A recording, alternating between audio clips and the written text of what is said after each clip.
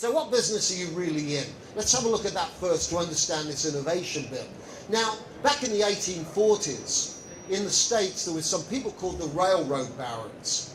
And the railroad barons were these folks that developed the railroads, as they call them, right across America. And they became very wealthy, very influential, very powerful.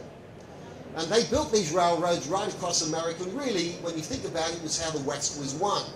They were able to transport people right across into those other territories and settle the West. And indeed, in many ways, it's how they won the Indian Wars. They were able to transport soldiers and they were able to transport ordnance to trouble spots, defeat the poor people there, get them to sign treaties, put them on some worthless bit of desert somewhere, and then move on to the next battle. And that's how they settled the West, but it was mainly because of the railroads. Now, about 100 years later, in the 1930s, 1940s, the descendants of these railroad barons went broke. And the reason they went broke is because they thought that they were in the railroad business.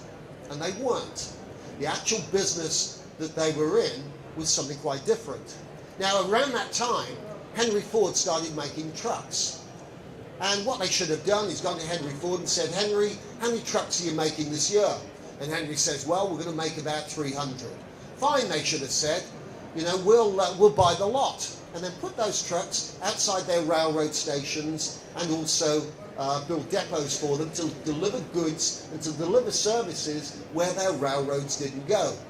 But they didn't think about doing any of that. And that's because they had this fixation in their mind that they were in the railroad business. And that's why they went broke. Because the real business they were in was distribution and transportation. But they totally missed it. They saw Henry Ford, they probably did a SWOT analysis and saw him as a threat, when in fact he was an opportunity.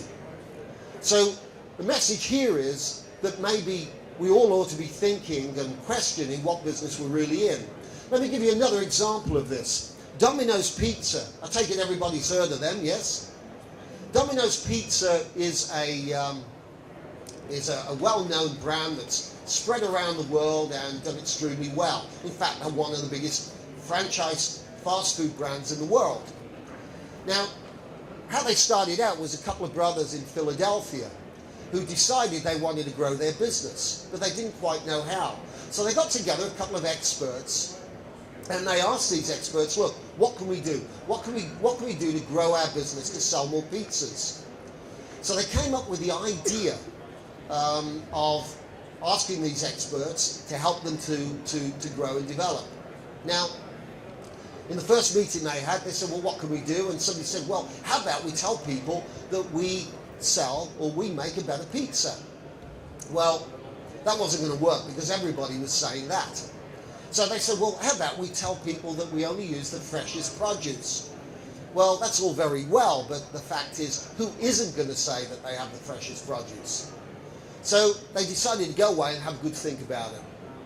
And then they came back about a week or so later, and they had another meeting and said, right, what are we going to do then to grow the business? And somebody put their hands up, one of their advisors, and said, well, here's what I think we ought to do. First of all, we've got to forget that we sell pizzas, because that's not what we're doing.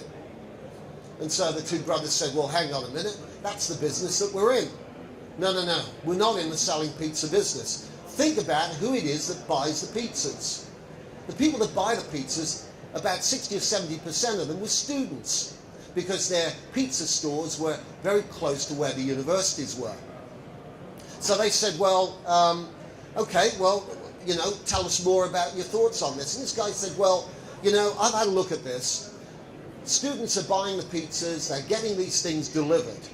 So why are they buying pizzas? Well, the reason they're buying pizzas is because they get home, back from the university, back from the college, after having a hard day and lectures and what have you, and they're hungry. Now, many of them haven't got time to cook.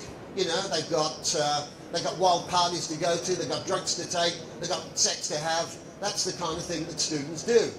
And if they've got a bit of time, perhaps they'll write a dissertation. So they buy pizzas because they want satisfaction now.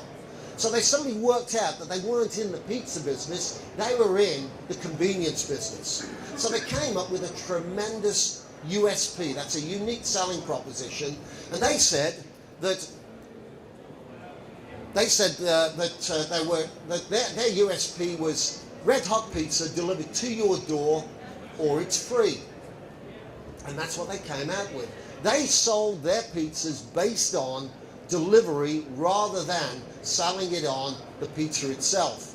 So the business they were in, just to really reinforce this, was delivery, was convenience, not the pizza itself. Now they had to change that last bit, or it's free, and what they had to do instead was say guaranteed, because they found a lot of these students got a bit smart to this, got a bit wise to it, and instead what they used to do is go out and they'd stop the driver getting there inside of the 30 minutes, so they get the pizza for nothing. Now, the message there that I'm really trying to say is we have to think about what business we're really in, each and every one of us.